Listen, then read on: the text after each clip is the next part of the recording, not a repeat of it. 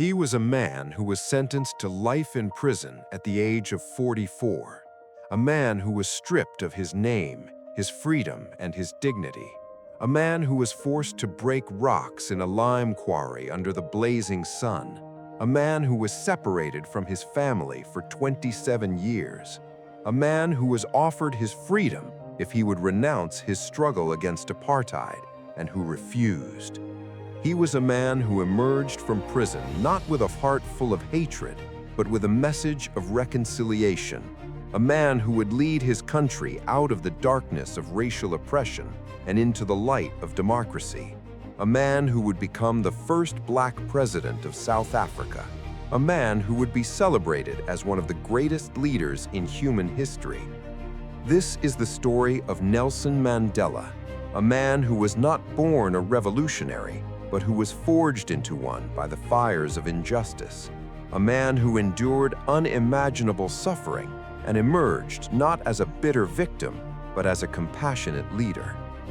But here is what most people do not realize about Nelson Mandela, the man who is remembered as the father of the new South Africa, the man who embodied the spirit of forgiveness and reconciliation, was a man who was once considered a terrorist by the Western powers, a man who was a fierce advocate of armed struggle, a man who was deeply conflicted about the use of violence, a man who made mistakes, a man who was deeply human, and a man whose journey from prisoner to president was not a smooth path, but a struggle that was filled with doubt, fear, and uncertainty.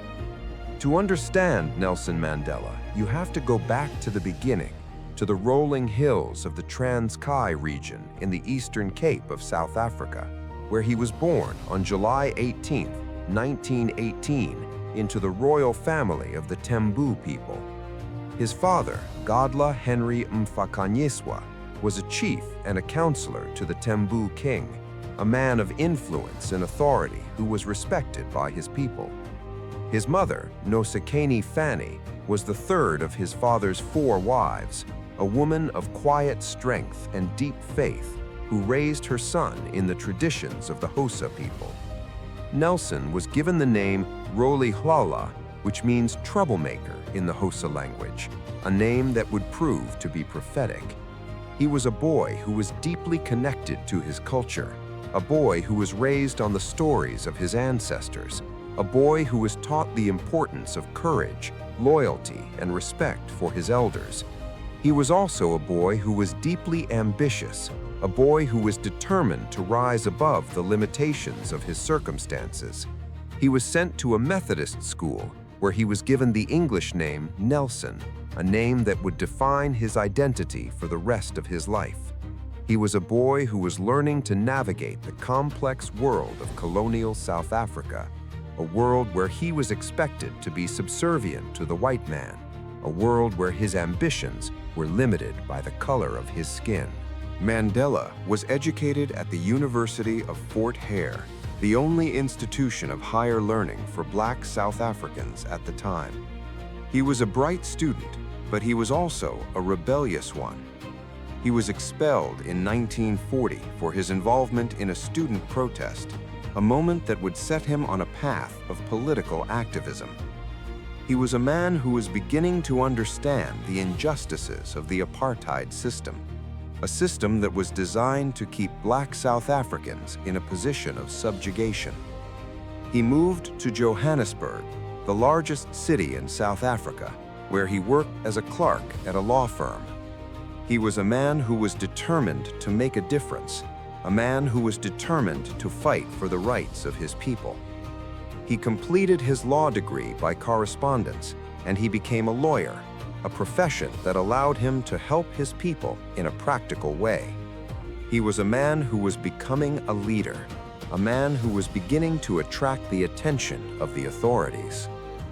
The turning point in his life came in 1944 when he joined the African National Congress, the ANC, a political organization that was dedicated to the liberation of black South Africans. He was a man who was deeply committed to the cause of freedom, a man who was willing to sacrifice everything for the struggle. He was a man who was influenced by the ideals of nonviolence, but he was also a man who was increasingly frustrated by the slow pace of change. The apartheid regime was becoming more oppressive, more brutal, more intransigent. In 1948, the National Party came to power, and it began to implement a system of racial segregation that was unprecedented in its scope and its cruelty. Mandela and his colleagues in the ANC began to organize protests, boycotts, and strikes. He was a man who was becoming a target of the regime, a man who was constantly under surveillance, a man who was often arrested and harassed. The Sharpeville massacre of 1960 was a turning point in the struggle against apartheid. South African police opened fire on a peaceful protest, killing 69 people and wounding hundreds more. The massacre was a shocking display of state violence, a moment that changed the course of the struggle. Mandela and the ANC were banned, and they were forced to go underground. Mandela was a man who was now a fugitive, a man who was being hunted by the police. He was a man who was forced to live in hiding, moving from place to place, constantly looking over his shoulder. He was a man who was determined to continue the struggle, even if it meant sacrificing his own freedom. In 1961, Mandela helped to found Umkhonto we Sizwe, the armed wing of the ANC, a decision that was deeply controversial. He was a man who had always believed in the power of nonviolence, but he had been driven to the conclusion that the apartheid regime could not be defeated by peaceful means alone. He believed that armed struggle was necessary to force the regime to the negotiating table. He was a man who was willing to take up arms against the state, a man who was willing to risk his life for the cause of freedom. He was a man who was now considered a terrorist by the South African government, a man who was a target for assassination.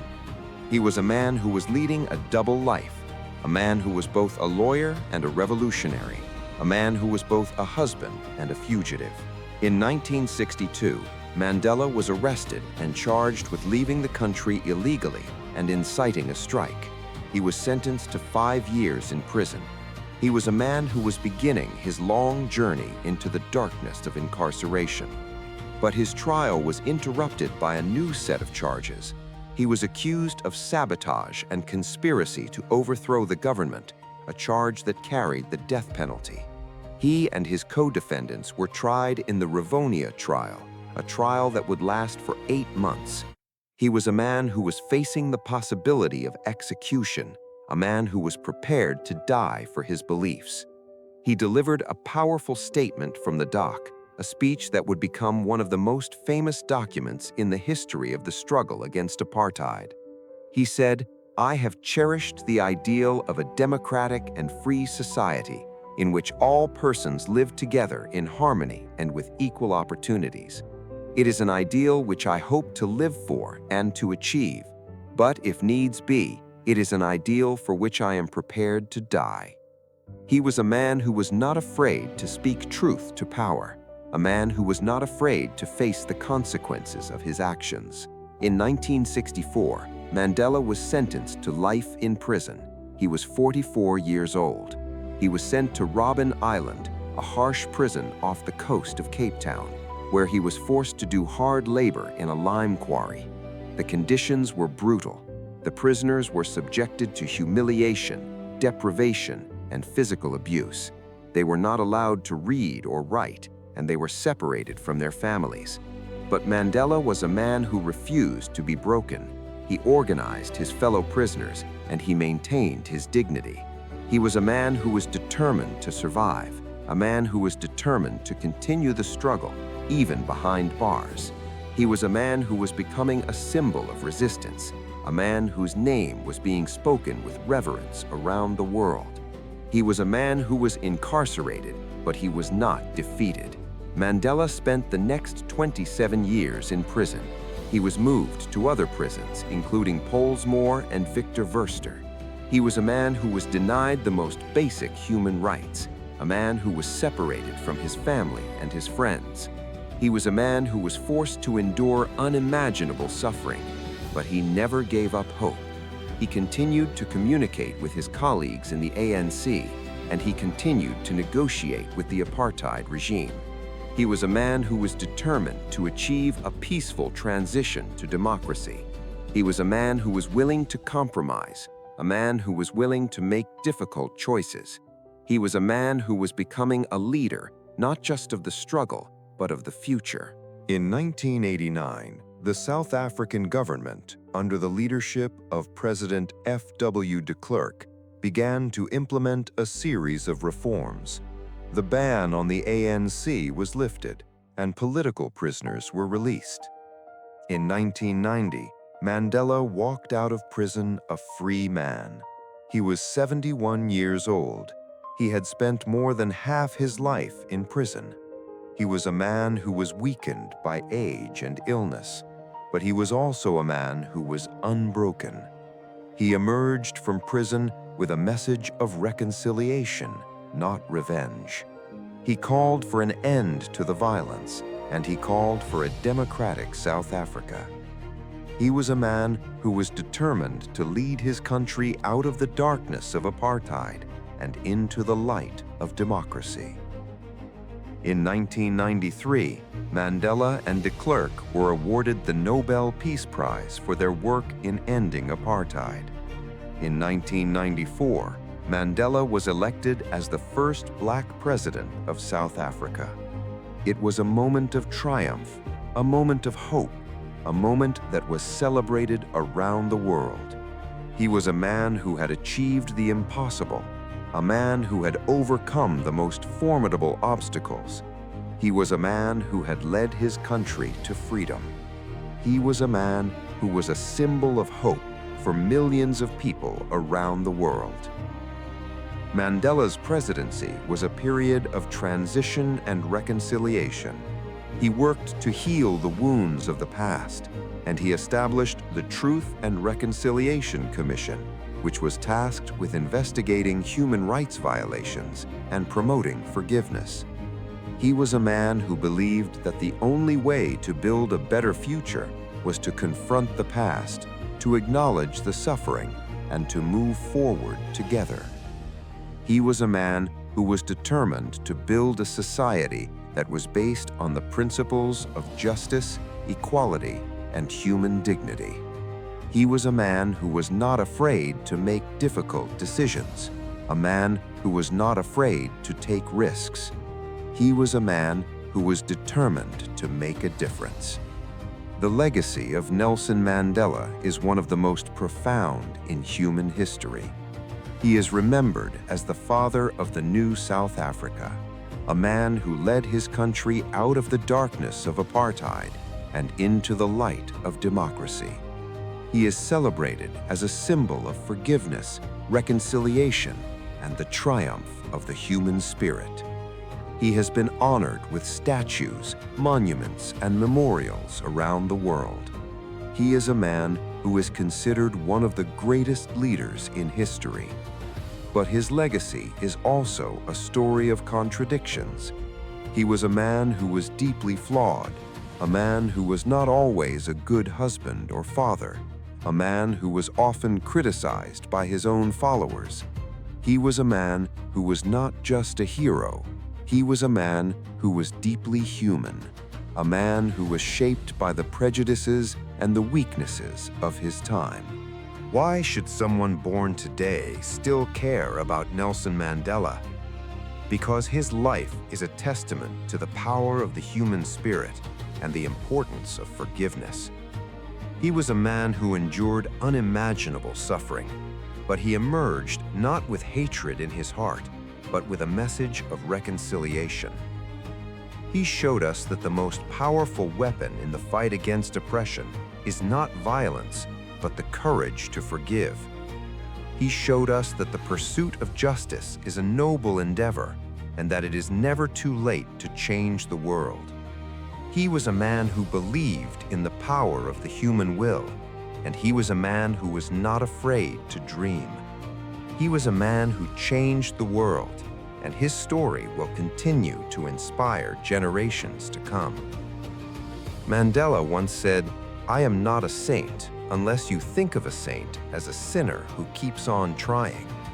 He was a man who was not perfect, a man who made mistakes, a man who struggled, a man who doubted, but he was also a man who never gave up, a man who kept on trying, a man who was determined to make a difference.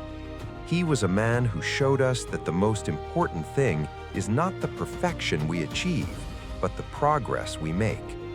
He was a man who taught us that the pursuit of justice is a journey, not a destination. He was a man who showed us that even in the darkest hour, hope is possible, and that the human spirit is indomitable. He was a man who changed the world, and he will never be forgotten. He was a man who showed us that the most important thing is not the success we achieve, but the difference we make in the world. He was a man who showed us that the pursuit of excellence is a noble endeavor, and that it is never too late to change the world. He was a man who was not just a hero, he was a man who was a legend, a man whose story will continue to inspire generations to come. He was a man who taught us that the most important thing is not the obstacles we face, but the way we respond to them. He was a man who showed us that even in the darkest hour, hope is possible, and that the human spirit is indomitable. He was a man who changed the world, and he will never be forgotten. He was a man who changed the world.